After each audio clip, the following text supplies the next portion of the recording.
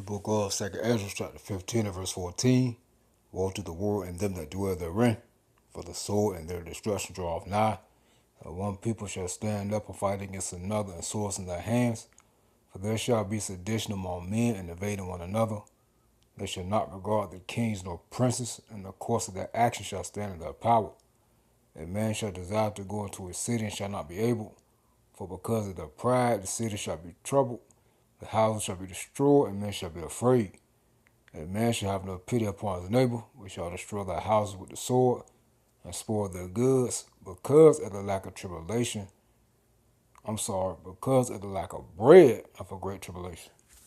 All praises to Yahweh, by Shem Shah, Wahara Kakwadash. Double honors to the elders and the apostles, the great millstone, Shalom to the hopeful elect, the seeking to be the elect of the nation of Israel, that scattered abroad amongst the heathen, some looking like the heathen. We give it the 144,000. Preachers, teachers, and prophets, Shalom. And when the time of this prophecy eventually is going to play out, it's building up right now. And as I read at the end, 19th verse, because of the lack of bread for great tribulation. Well, that's going into hardships. Okay? Hardships in America. Alright? This is what's going to cause people to a revolt, man. Alright? All types of chaos.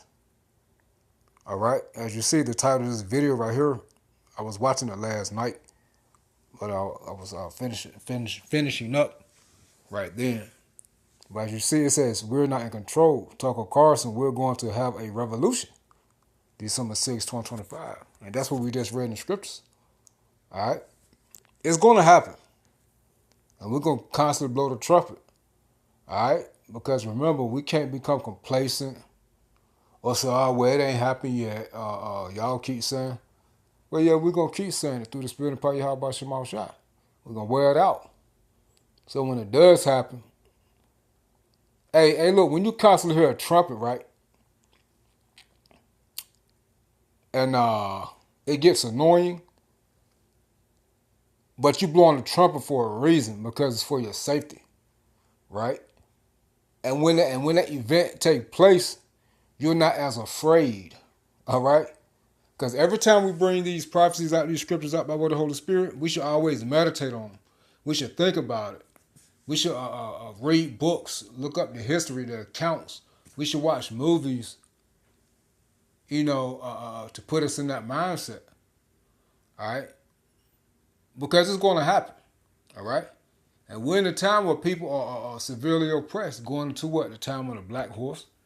That's the time we're in. You see, these things are happening. Let's just get there real quick. What balance is in his hands, going into them straits, the famine, all of that. Revelation 6 and 4, it says, and there went out another horse, verse 5, the third seal of famine. It says, and when he had opened the third seal, I heard the third beast say, come and see. And I beheld, and lo, a black horse, and he that sat on him had a pair of balances in his hands. This word balances is a metaphor for straits, bondage, difficulties. All right, remember, it's going to get worse. Zygos, a yoke that is put on drought cattle, metaphor used as any burden or bondage as that of slavery, you see? Metaphor used of any burden or bondage.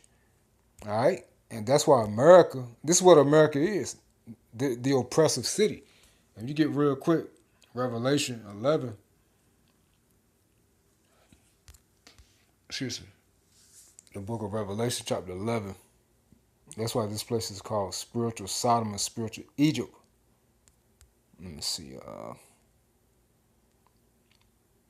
Verse 8, and there, the Israelites, dead bodies shall lie in the street of the great city, America, which spiritually is called Sodom. We know why it's called Sodom, the freakism. Okay, the lust.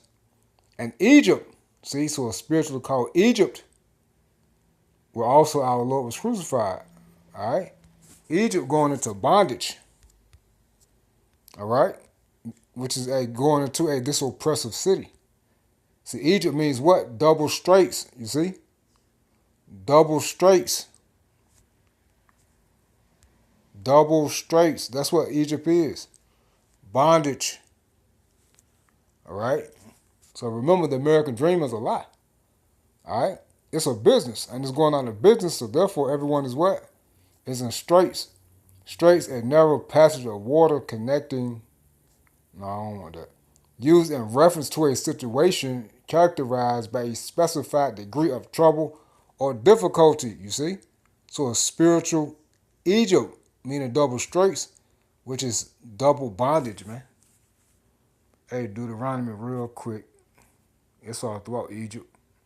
Not Egypt. All throughout Genesis, Deuteronomy. Let's get to one. It's one of Deuteronomy 6. Exodus. It's one of Deuteronomy 16, I believe. Let's get to one of Exodus, my favorite. Exodus 20 and 2. It says, I am the Lord thy God, Yahweh Shema Shai, which have brought thee, the Israelites, out of the land of Egypt, out of the house of bondage. You see?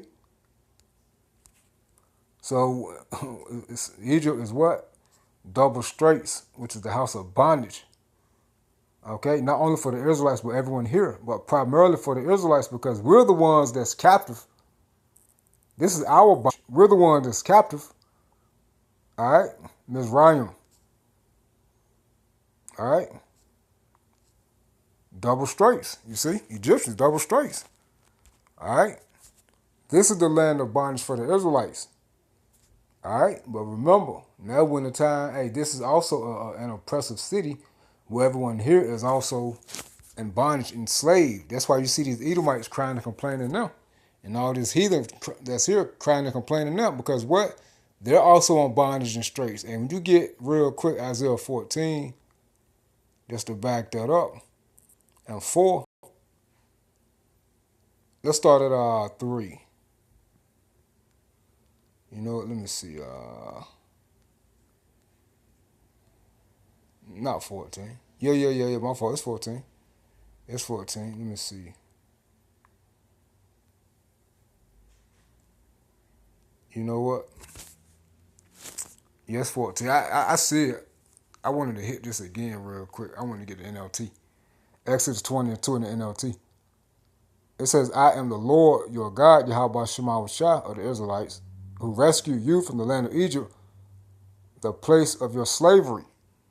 You see? Spiritual called Egypt. Just point out the fact that, hey, Egypt, which means double straits, means it's going to slavery, bondage. Metaphor for straits, difficulties, which is a what? Another name for America. All right? And if you can't see it, then, hey, that's your problem. Everyone here is in straits now. Not just as Israelites. All right? But, hey, when you get Isaiah 14, let's go back. And 3. And it shall come to pass in that day that the Lord Yahweh Shema shall give thee rest from thy sorrow, who? The Israelites, and from thy fear, and from the hard bondage wherein thou wast made to serve. So we're in a time where Yahweh Shema Shai is breaking down America, and when you continue to read that 2nd Esdras 15, it's going to how Yahweh Shema Shai is going to deliver Egypt. It's going to deliver the nation of Israel, beginning with the elect, from bondage, as he did before by bringing these plagues. And that's the time we're in now. All right? So that salvation is only for us. Now, verse 14, it says that thou shalt take up this proverb against the king of Babylon and say, how has the oppressor ceased? The golden city ceased. You see? You see? That's talking about America. So eventually, hey, this place is going to come to an end. And this is a part of the downfall. So just pointing out the fact that, hey, Babylon, this Babylon is talking about America. It's talking about an oppressive city. It's going to cease. The golden city is ceasing. It's going to cease. It's going to come to an end. All right? It says, the Lord Yahweh Shema Shai has broken the staff of the wicked and the scepter of the rulers. He who smote the people, all nations, beginning with the Israelites, and wrath with a continual stroke. He that ruled the nations in anger is persecuted and none hindereth. You see? The whole earth is at rest and is quiet. They break forth into singing. So you see, America is such an oppressive place, and they also oppress other nations by way of their military. Not the land of America, but the people, meaning these Edomites, so-called white people, beginning with the elites. They rule the world. That Job 9:24, and America is their headquarters. So through America, they'll oppress the globe, the earth. So when they get taken down, what it says, the whole earth is at rest and is quiet. They'll break forth into sinking, right? Because America, which would be these Edomites who rule from America, is no longer going to oppress the world. Just pointing out the fact that America is that oppressive city. All right? That oppressive city. All right? And you could just keep reading. So we're in a time where these people, due to the hardships, as we read in 2 Edwards 15, 14 through 19, because of the hardships, these people are really going to revolt, man. It's going to be a revolution, man. All right? As a matter of fact, let's get the definition of a revolution.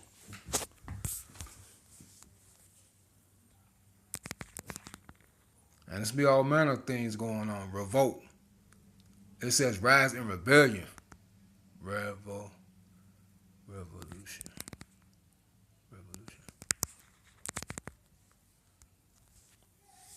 It says a forcible overthrow of a government or social order in favor of a new system. An instance of revolving. Look, similar. Rebellion, revolt. You see? You see that? And when this happened, this is when they're going to bring forth their new world order, man. Because remember, they need these things to take place. Prophecy has to take place. All right, remember, it's the order of the prophecy. Now, again, Tucker Carlson, quote, we're going to have a revolution, end quote. Hey, let's just play it. Let's just play it. All right, and listen to what they're saying. I'm going to play the whole video. So just listen to it. Come on, dude, we're moving toward one of two endpoints. One is a totalitarian society where you just don't have the option of disagreeing. You have to obey because you've got programmable digital currency and universal surveillance, and you just have to do what they say or they'll starve you to death. It's not going to work here. I hope it. I pray it doesn't. It's not going to work. We're going to have a revolution. It's one of the two. We're getting totalitarian government or revolution. It's going to work for a little bit, and then it's not going to work. I pray you're right. I'm a gold buyer on that basis, an ammo buyer, but again, I have no track record of seeing the future, but I'm convinced that the current course won't work because it's a lie. If you tell people they own the government, they're in charge, they rule through the representatives in this democratic republic, that's what we've told, that's our system, has been for 250 years. If you tell them that's the system and you don't deliver on it, they go crazy. They go totally crazy. If you tell them, by the way, I've spent a lot. The new Waste ID system detects the type of bathroom visit. Number 1, leaves time to clump. And number 2, cycles. If you tell them, by the way, I've spent a lot of time in. What do you think happens when a government takes everybody's currency in a country that has more fucking guns and ammunition than anywhere else in the entire world? I mean, as I've said a million times, it works for a little bit. And then when the desperation kicks in, that shit doesn't fucking work. Well, so that's exactly, we're saying the same thing. We're moving toward totalitarianism or revolution, violent revolution. By the way, if you tell people they can't say what they think and their vote doesn't matter, how many options have you left for them? Just one. Not very fucking many. That's right. So don't do that. Don't do that. It's much better to give a little.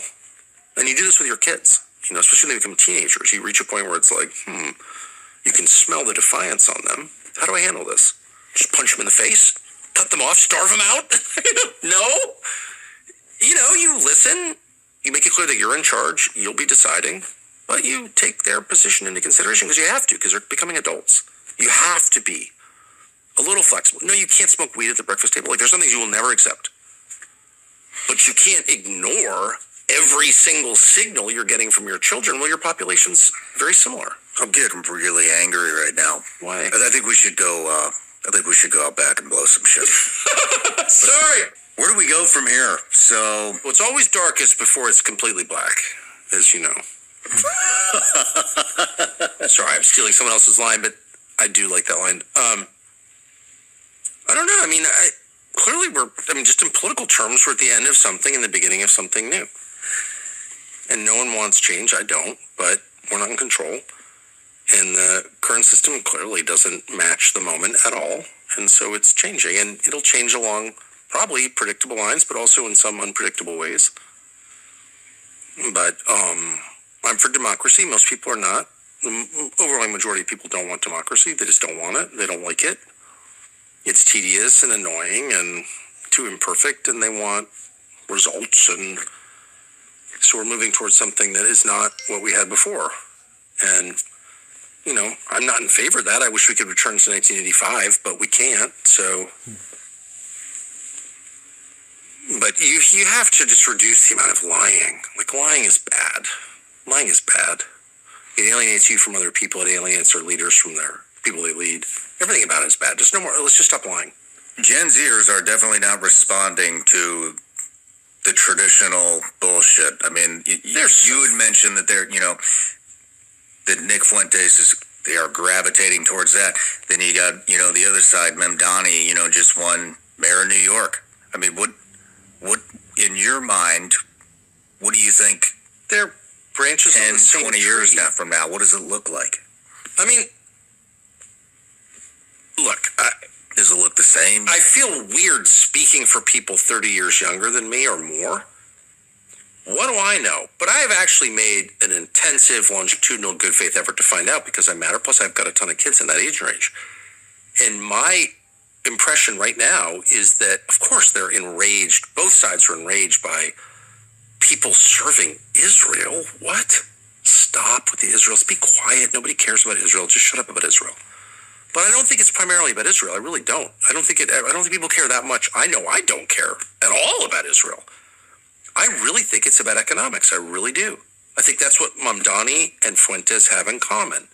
And there are a bunch of people who want to pretend it's about ethnic hate or even about foreign policy. I don't believe that. I don't think the evidence shows that. I think what they're really mad about is the lack of opportunity, economic opportunity that they know they're facing. And then if you look at the debt loads, that's what I look at. Like how much debt does the average 30-year-old have and who does he owe it to? And it's overwhelming. It's like unbelievable. I had 10 grand on a credit card once. I mean, I literally couldn't sleep over it because that was weird. 25 years ago, 10 grand. I just didn't make enough money. I had to get another job. It was fine. But debt is the problem for young people. And what's so infuriating and alienating is that both parties are completely on the side of the lenders and not the debtors. And in fact, it's a symbiotic relationship. There is no borrowing without lending and vice versa. They are engaged in this dance, and ultimately one is basically exploiting the other. That's just a fact. And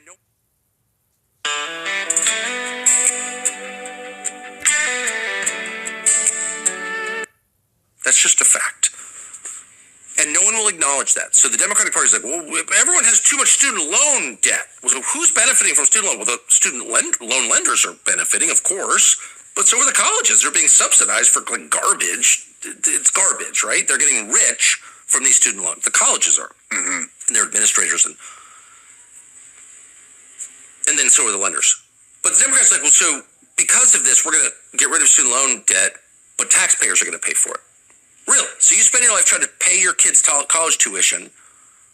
It gets super expensive because the lenders and the colleges are getting rich, and then you have to pay for other people's college? Like, what?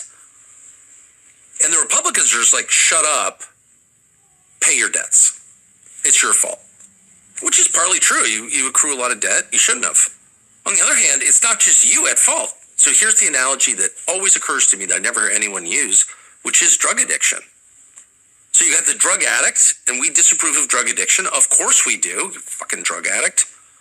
But ultimately, we don't punish the drug addict as harshly as we punish the person who sells them the drugs, do we? Who's worse, the addict or the dealer? Obviously the dealer. Look at the penalties. Look at the moral outrage. Are we madder at Pablo Escobar or some guy dying of a drug OD in Central Park? It's not even close. Pablo Escobar is the root of the problem. He's the one getting rich from the addict's misery. Well, I have no idea why we don't assume the same posture toward debt. Yeah, the kids shouldn't be, 50 grand in hock to a credit card company, but what about the credit card company? They have no role in this?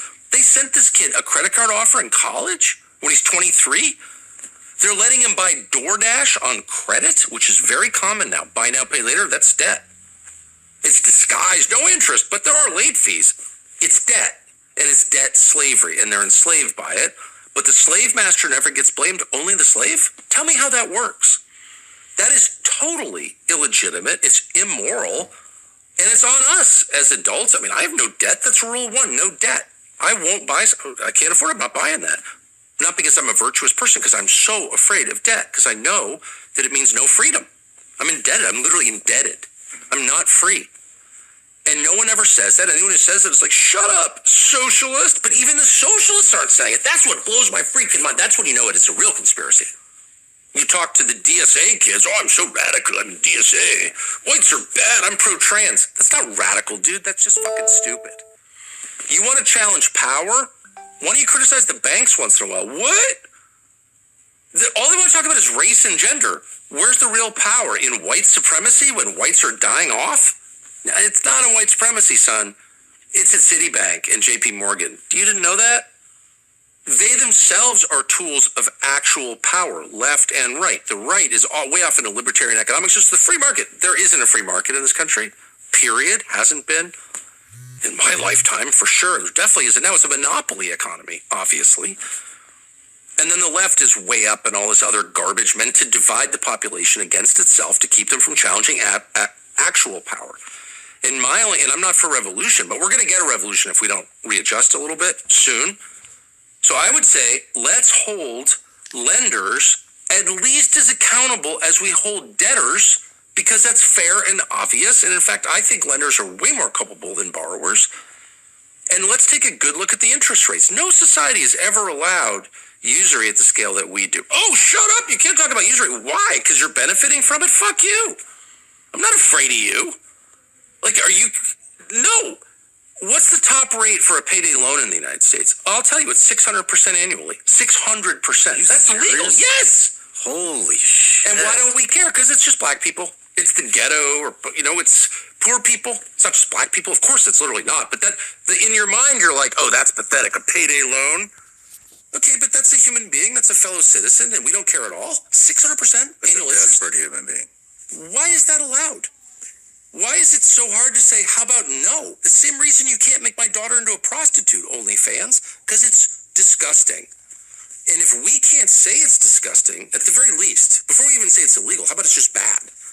Then we've lost the most basic defense mechanism that allows any society to continue. You have to be able to say, no, that's too big a threat to us. No, Satanism is not the same as Christianity. You can't have a Satanist creche in the state capitol, or whatever they call it, shrine to Satan. We're not doing that, because that's self-destruction. That's suicide. This dude interviewed his whole self. Hey, when you hear what he was saying, though, like, it's going to happen. All right? It's going to happen, man. All right? So he just broke down everything that's going on and what's going to cause people to revolt, man. All right? So, hey, and we got the scriptures, man. And America is that oppressive city, man. That's oppressing everybody, as we read in Isaiah 14. So, hey, when you get that, like we read in 2 Edis 15, hey, that's the same thing in Isaiah 19 when it's saying Egyptian shall fight against Egyptian. All right? So, it's going to happen, man. All right? It's going to happen. It's prophecy. And it's going to happen very here. Stay prayed up in the name of God. Shalom.